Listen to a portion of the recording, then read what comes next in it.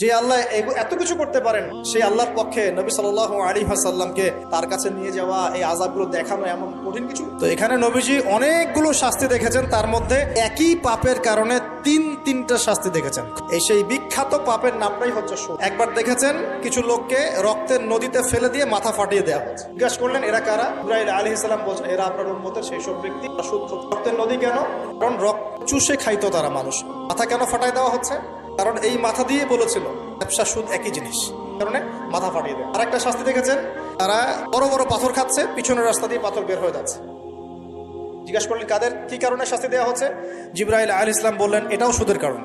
নাম্বারটা দেখেছেন তিনি, যে কিছু মানুষ শুয়ে আছে, এই পেটটা হাড়ির মতো উঁচু হয়ে আছে, পেটের ভিতরে অজগরের মতো বড় বড় সাপ, কিলবিল। তিনটা শাস্তি কি কারণে?